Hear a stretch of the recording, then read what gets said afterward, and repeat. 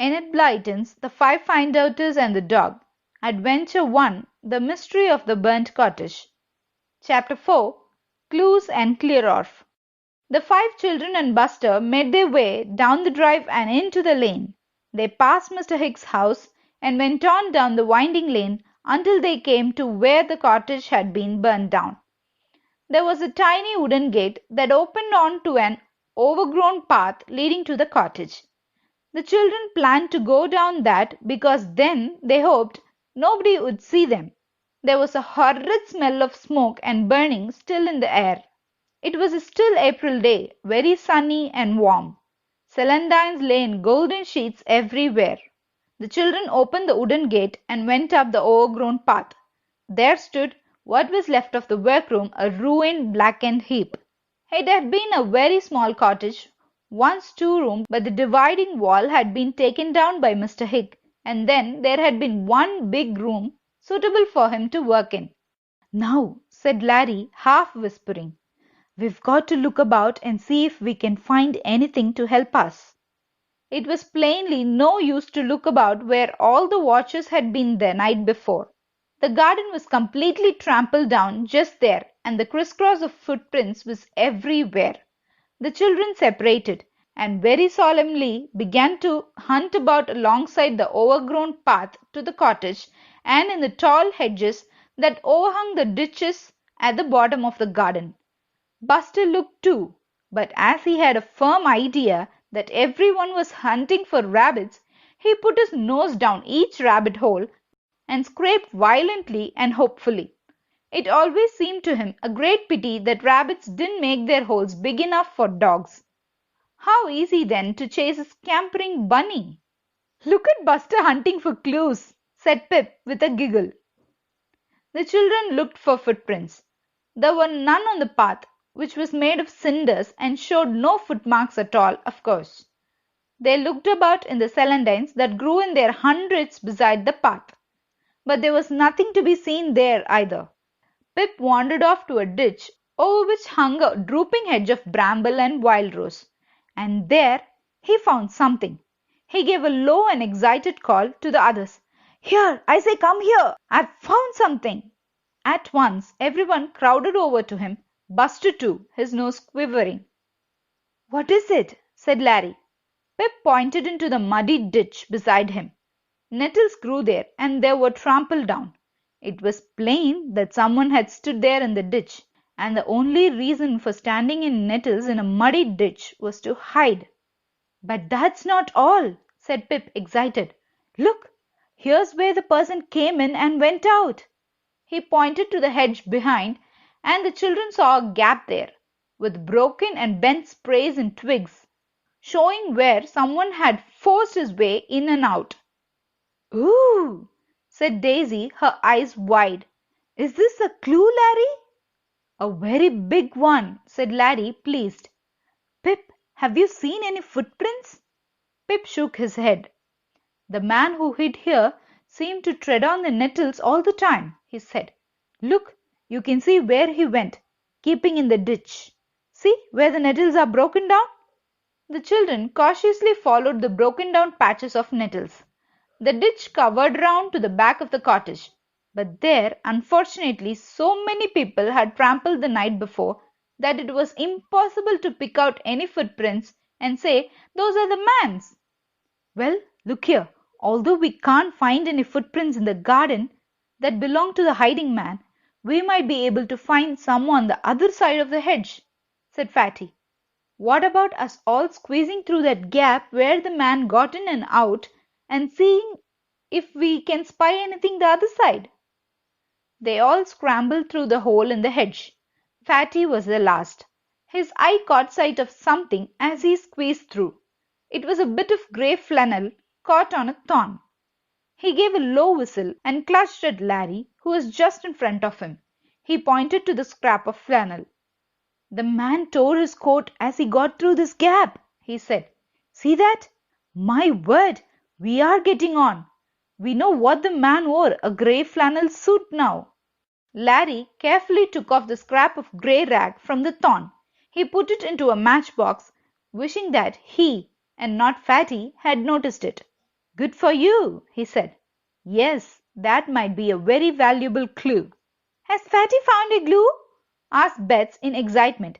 Everyone crowded round to hear what Fatty had discovered. Larry opened the matchbox and showed the bit of grey flannel.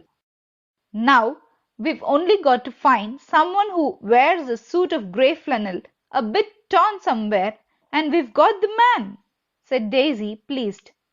I think we are much cleverer than Clearorf, said Pip. I've got awfully sharp eyes, you know, said Fatty, feeling tremendously pleased with himself. Fancy no one but me saw that. I really have got brains. Shut up, said Larry. It was just chance, that's all, that you saw it. He put the scrap back into his matchbox.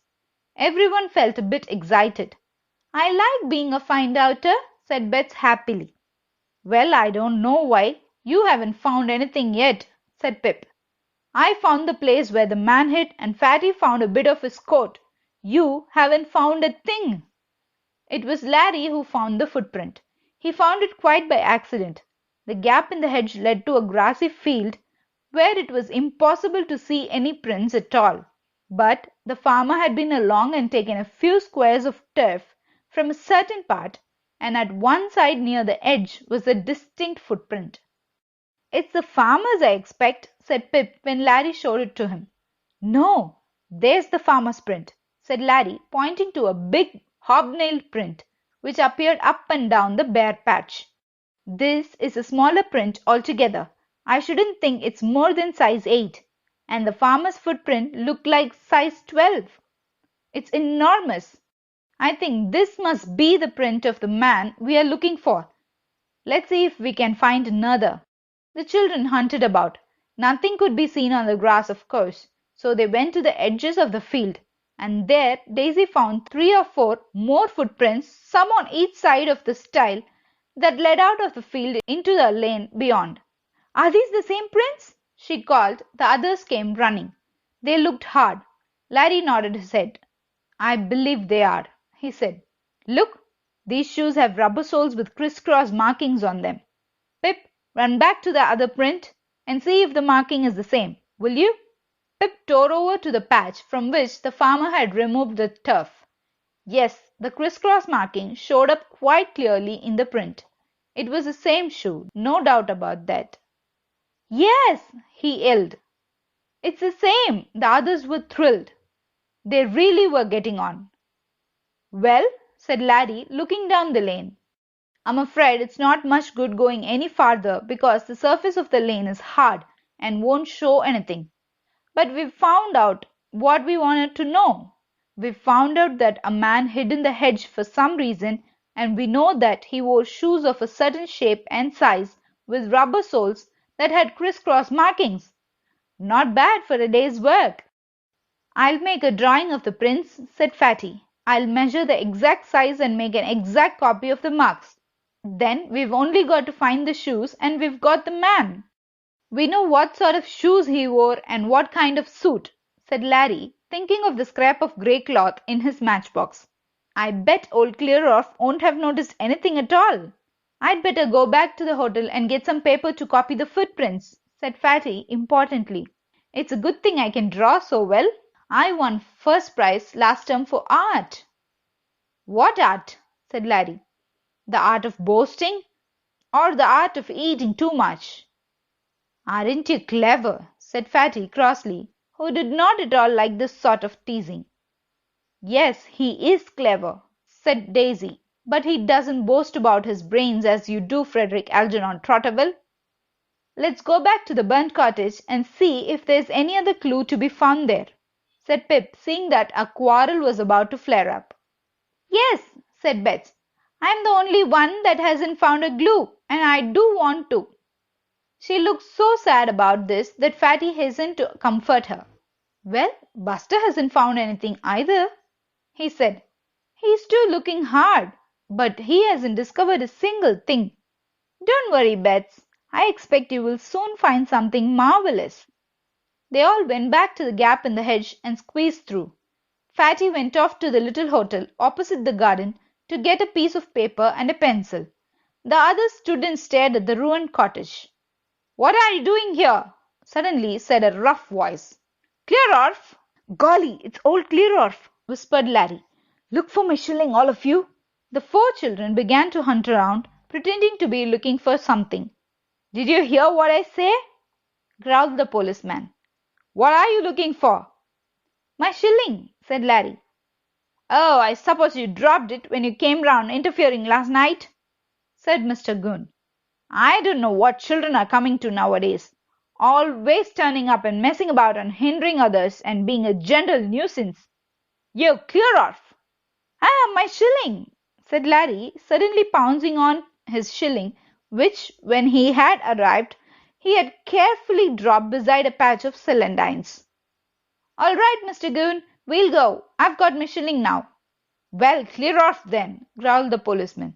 I've got work to do here, serious work, and I don't want children messing about either. Are you looking for glues?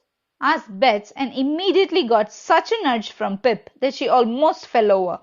Luckily, Clearoff took no notice of this remark. He hustled the children out of the gate and up the lane. And don't you come messing about here again, he said. Messing about, said Larry indignantly, as they all went off up the lane. That's all he thinks children do, mess about. If he knew what we'd discovered this morning, he'd go green in the face. Would he really? Said Bets, interested. I'd like to see him. You nearly made me go green in the face when you asked old Clearoff if he was looking for clues, said Pip crossly. I thought the very next minute you'd say we had been looking for some and found them too.